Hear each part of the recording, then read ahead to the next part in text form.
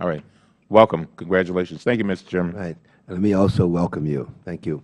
I now yield 5 minutes to the gentlewoman from Washington, D.C., Congresswoman Norton. Thank you, Mr. Chairman. Dr. Sharfstein, I was really interested in Mr. Weldon's answer to my question regarding the children's medicines and the 8 million bottles, and I'd like your opinion.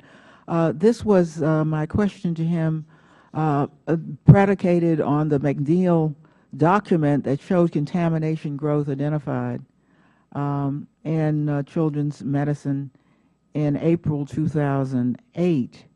And I wanted to know from him whether or not he should have recalled, not in 2009, but earlier. And he indicated that they had looked at those samples and that there was no contaminant in those samples. Is that your view? It's true that it basically relates to what I would call a super lot of this substance, meaning a huge batch, and the sublots. So the super lot was known to have some contamination in it. And I understand that the company— It was some kind of form of regulation. If we haven't learned that from financial reform, and now we've got to learn it from children's medicine, we'll never learn it. I want to ask you about the phantom recall of defective Motrin. Do you believe, Dr. Sharfstein, that the companies adequately informed FDA about the defective Motrin issues beginning in November 2008? I believe that we knew that there was a defective Motrin issue. The company did inform us that there was a defective Motrin issue in November 2008. I do not think that we were adequately informed about what the company knew about whether it was still on the shelves. Because at the same time the company was telling FDA they didn't think any was on the shelves, they were internally expecting to find some on the shelves. Some on the shelves. So I don't think that was adequate information to the agency. I think that might have been one of the contributing factors to the delay. And of course, although they have a duty to do that, since it's only a voluntary duty, there was nothing you could do about it. Right. And I also don't believe, based on the information that I have available, that the company informed FDA about the phantom part of the phantom recall, the surreptitious nature, the act like a regular employee, don't tell people what you're doing part of the recall. I do not see in any of these documents evidence that FDA was informed about that at that time. I see my time has expired. Thank you, Mr. Chairman. Right. And now yield 5 minutes to the gentleman from California, the ranking member of the committee, Congressman Issa. Thank you, Mr. Chairman. Doctor, I earlier in my opening statement referenced your old boss, Mr. Chairman Waxman, because I do think that he was right when he said that we had a constitutional obligation and we weren't meeting it. But I want to be true to his words and ask you, it's hard to get a notebook like this 4 inches thick. This is the record of your agency's inspections without shutting down that plant. Now, you're coming here today and you're saying, I need new authority, I need mandatory recall authority. You may get it. But you had the ability to shut down the factory. Anytime you found anything, you could pull the switch and shut them down. This is how many times you visited and visited and visited. Under Chairman Waxman's tenure, you're working on the committee. But more importantly, under the Bush administration, this was not dealt with. Of course, it was the same people. Under your administration, this was not dealt with. This was the record of failure before we got to the recall. Now, you haven't been on the job more than about 2 years, but I assume you've read your regulatory procedure manual 7-3, which talks about your recall procedures, statutory recall procedures. Okay, well, let's go through it by the numbers and make sure we understand. Your people in Puerto Rico were participants in a stealth recall. The evidence shows that they understood product was being taken. I'll agree with you, subject to criminal investigation that's going on, that they may not have known that it was being bought without saying that, in fact, it was being recalled. But, of course, remember, your people had agreed that it wasn't a recall, and yet they were agreeing that it was going to be removed from the shelves. So, while the FDA was aware product was being assessed and removed from the shelf, they were not asking for a recall. They were not, in fact, doing what they already have a responsibility according to your manual, which was to agree to public statements, et cetera, et cetera. Now, if they didn't have the right to do a recall, but they knew product was being recalled, then they did not participate in how that recall that wasn't a recall was going to be done. In fact, if anything, well, they knew that product was being removed by a third-party contractor. They didn't ask, they didn't tell, like the three monkeys that you see, hear no evil, see no evil, speak no evil. They failed to do their job because they had an obligation and a manual that told them how to do that. Isn't that correct, that the fact that they didn't know how it was being removed was because they knew it was being removed and didn't ask and did not assert any of the procedures in your manual? Let me thank you for your questions, and I respect the importance of oversight. And I'd like a yes or no on that. Did they, in fact, according to the evidence, no product was being removed from the shelf and did not assert in any documents you have? Remember, because of the criminal investigation, we're almost opaque relative to the FDA. Did assert that this needed to be recalled in July, but it did not happen before that. And one of the things that I testified to— But they were informed that product was being removed from the shelf. That's in the emails. And your people— no, wait a second. That your people did a press release, a press statement, implying that we weren't doing our jobs and we were misleading the public when, in fact, you may not have known what was being said as they purchased the product, but your people knew they purchased the product, and there was ongoing dialogue to that extent. Isn't that true? It's true that we knew that they were purchasing the product. Okay. That was so now you know there's a recall going on. Purchasing back the product is a recall, isn't it? Call it whatever you want. Isn't it a recall? It's a component of a recall. Okay. So they're purchasing back the product. You're not doing a public statement to encourage people to return product so it can be bought back at those consumer areas. You're not doing any of the things that are in your manual, and yet you want us to believe that it's all Johnson & Johnson. Look, Johnson & Johnson— not what I no, wait a testified second. to. Johnson & Johnson made bad product. They made product that was not efficacy, was not working up to its standard. But yet you want us to believe that it's all their fault and that Ms. Torres, who's still on the job but under criminal investigation, is in fact somehow to be given a pass here, and you're to be given new authority when I've got 4 inches of authority that you didn't assert. Right. Well, with all respect, that's not what I testified. I did not testify this was all Johnson & Johnson's fault. Well, what changes have you made or are you prepared to make at FDA to prevent this from happening again at the other 14 plants in Puerto Rico, 35 plants in Puerto Rico? Can I finish my previous Please. thought? That FDA identified the problem and in July was very clear with the company. What I testified— Well, no, in July. No, they were told by the company of this problem prior to that in the whole process. FDA instructed the company to register this as a recall in July. I could read you the email. That's 6 or 7 months after they were aware of the problem and after it was all removed from the shelf. And I testified that that instruction should have come earlier. But it was because of that instruction that it got into the FDA enforcement bulletin. Well, isn't it true that it's not on your website today? It's not a listed recall? That's not true. We looked for it. We could not find it. Would you please make it available to the committee? I'll give it to you right now if you want it. It is in the enforcement report of November 25th, 2009. No, I asked about your website where you list public recalls. This is on this. I mean, I got a printout. It looks like from a website right here listing it. So, I mean, I'm happy to show it to you. It sure looks like a printout from a website. So, oh, I'm sorry, but we do have. We'll provide you with our website that it's supposed to be on, that it's not on, and we can compare that for the record later. Yeah, I mean, I was given a report printed out from a website. So we'll figure out what's going on there.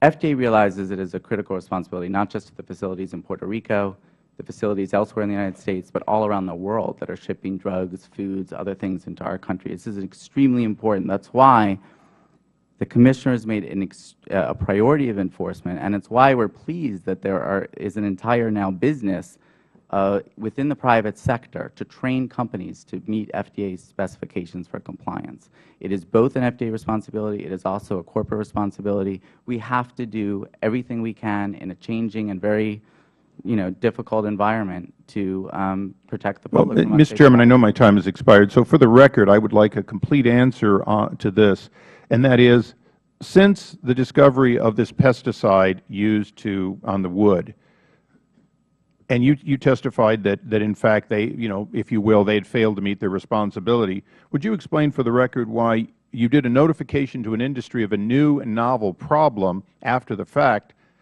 that was discovered by Johnson & Johnson, reported by Johnson & Johnson, and fixed by Johnson & Johnson, if you will, and yet you put it out to an industry that was completely unaware of it, and you want us to believe that somehow it was a failure of a company when, in fact, it was a discovery not previously known by any of the manufacturers in the industry? And I'd like that completely answered for the record, because I find an inconsistency between your implying that a terrible thing to discover had happened, but that somehow you guys were the cure, rather than, in fact, all you did was take their work and publicize it to an industry that otherwise would not have been made aware of it. Yield back. I'd be happy to answer that question initially, but I'll leave it to you. If there's a second round, I'd love to hear it. Let me, then there will not be a second round, so maybe you could answer it at this time, and even though your time has long expired, but you could answer it at this moment. It's okay. It's what I deserve for having been on the committee as staff. It's many minutes of questions. What FDA objected to with respect to the smell and the TBA was not so much that there was a new problem that the company found, but that they had identified a problem and not reported it for quite some time.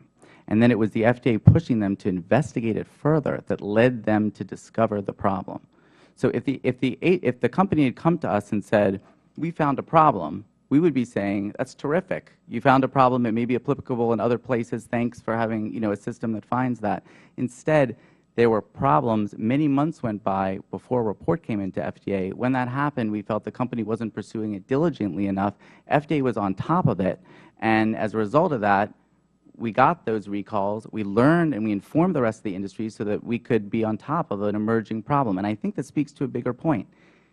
Mr. Chairman, I appreciate his answer, and I think it's a good one, but it flies in the face of when you discover new science, the expectation that you're going to report it within 3 days in a meaningful way begs the question of if the FDA can't even make up its mind on the July report that they're still evaluating 60 days later and said that they're not prepared to talk about. I'm seeing a pattern that we expect corporations to respond to new science discoveries in 3 days, and then so that everyone knows, it's very clear that we do need to have reporting. I think Johnson & Johnson appropriately was wrong not to at least give a heads up. But let's be honest. This was new science that needed discovery that has benefited all the industry so that we make better product. And I think 3 days is a nice time to say, oh, we found something that might be interesting. Mr. Chairman, regular That's order. all they found. Mr. Chairman, regular order. Let me just say this, and based on what the gentleman is saying, it seemed like he wants to support my legislation. And of course, therefore, I now yield to Ms. Watson for 5 minutes. I do hope that's so. Excuse me. Dr. Sharpstein, Johnson & Johnson has described as our chairman has described, rightfully dubbed the phantom recall of the adult Motrin products as merely an assessment to determine how much product was in circulation. However, we knew this is not accurate because they proceeded to remove the product from the stores without informing customers or retailers of the defective product. Is this a typical kind of thing that happens, and what steps should have Johnson & Johnson have taken when they discovered the dissolution problem with the Motrin? Is this something that occurs often? No, well, this is a very unusual set of circumstances, and that's why when FDA really understood what was going on, there was an extraordinary meeting with the parent company, Johnson & Johnson, to express concern about it. To your point, what should happen is when there's a product that's out of specification, there's a prompt notification to the agency and a recall, an official registered recall. And in this case, there was, because they had stopped selling it before, they made the case to the agency that there wasn't any out there and there might not need to be a recall. Although, as I've said, I'm concerned, based on some of the documents the committee has gotten, that that wasn't necessarily a fair representation to the agency, because they were sort of seemed to know that there was stuff out there. And that was sort of one of the steps that led this to take a lot longer than it should have. But I also acknowledge that FDA could have done more to make this happen sooner. During our previous hearing on this subject. It was reported that from January 1, 2008 through April 30th, 2010, that 775 adverse events had been reported for children who took the recalled products. And at the time, the FDA could not confirm whether or not there was a direct causal link between these events and the recall drugs. But I think it's important that we fully investigate the effects these contaminated or super potent drugs could have on children. So has the FDA been investigating the adverse events report, and if so, how? Would you elaborate a bit? Sure. I believe that there was a team in the Office of Surveillance and Epidemiology that pulled all the adverse events for the recall products for 2 years prior to the recall and then 2 months after, and reviewed them and did not find that there was evidence establishing a link. Now, that was one of the things that was done. In other specific cases, FDA actually went out where there was a coroner, for example, who had a sample and was concerned, and we tested the sample and we didn't find it in any of the samples. So everything that we could do, we've done to try to assess this. There was a very small risk, but we did not see evidence in these reports that there were serious illnesses or deaths. Do you have any reasons to believe that these adverse events were related to the recall medications, and what are the most common adverse events that children have experienced because of the use?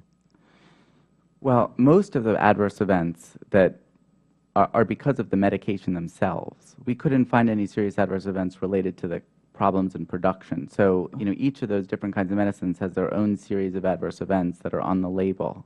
So, some medicines might make a child jittery potentially. There are a list of things that could happen, and those are the kinds of reports that we got. In other cases, people might take mistakenly an overdose, too much of a medicine, and have an adverse event related to that.